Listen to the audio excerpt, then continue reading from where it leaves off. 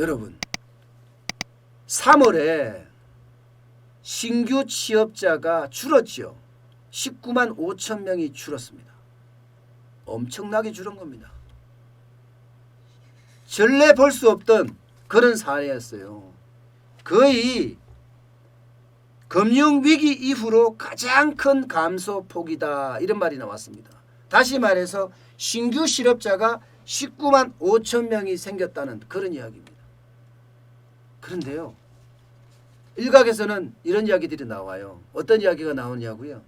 이게 왜 전년하고 비교하냐는 거예요. 2019년하고 2020년하고 비교를 하면 이게 맞냐 이겁니다.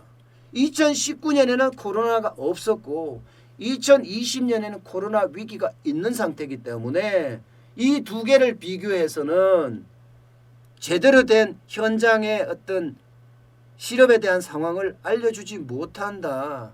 이런 이야기들이 계속 나오고 있거든요. 그렇다면 어떻게 비교해야 될까? 전달하고 비교해야 된다는 거예요.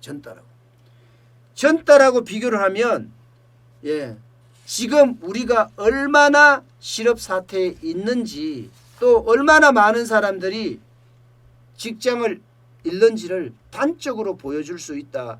이런 이야기입니다. 사실 전년하고 비교하게 되면 계절적 영향을 배제하기 위해서 썼다고 하잖아요. 그런데 상황을 그대로 인식할 수 있게끔 해줘야 될 거 아니에요. 만약에 전달하고 비교를 하잖아요. 그러면 충격적인 사실이 드러납니다.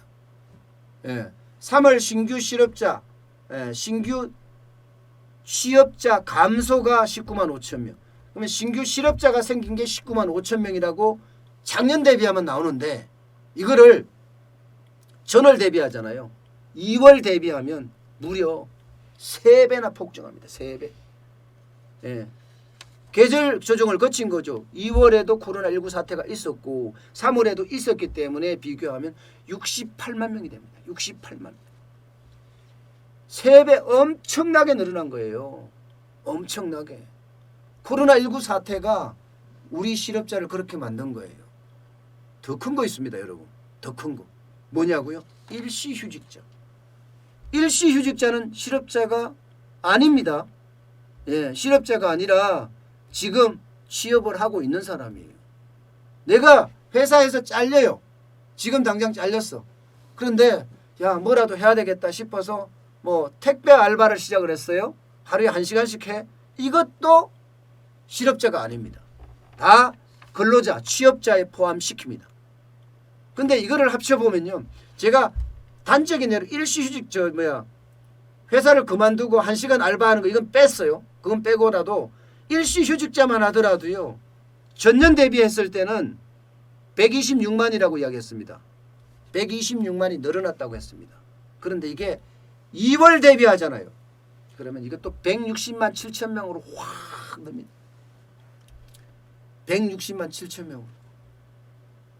여기에다가 앞서 말씀드린 대로 카운팅이 안 된 회사를 그만뒀지만 일시적으로 편의점 알바를 한다든가 일시적으로 택배를 한다든가 일시적으로 막노동을 한다든가 막노동을 하면 하여튼 일주일에 1시간 이상 일하면 취업자입니다. 이것까지 포함하면요.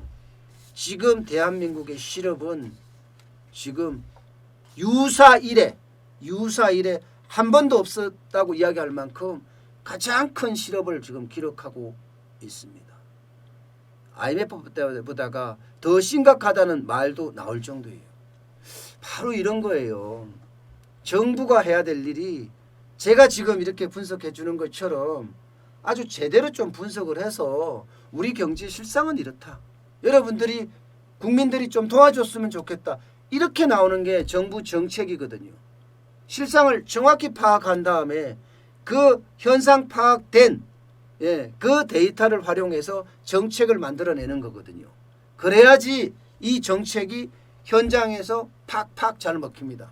그런데 그게 아니라 그냥 어떻게 하면 좋게 보일까를 생각하면서 전국민 고용보험제 같은 거 말입니다. 어떻게 하면 국민에게 뭐 더 잘 살게 할 수 있는 방법, 능력 이상이죠. 능력 이상의 뭐 더 행복하게 살 수 있는 방법이라면서 자꾸 내놔. 이거는 너무 현실에 동떨어졌고 이게 결국은 인기 영합주의로 갈 거고요. 인기 영합주의가 결국은요 대한민국 경제를 망칠 수 있다는 거. 예, 그게 더 위험스러운 요소가 아닌가 싶습니다.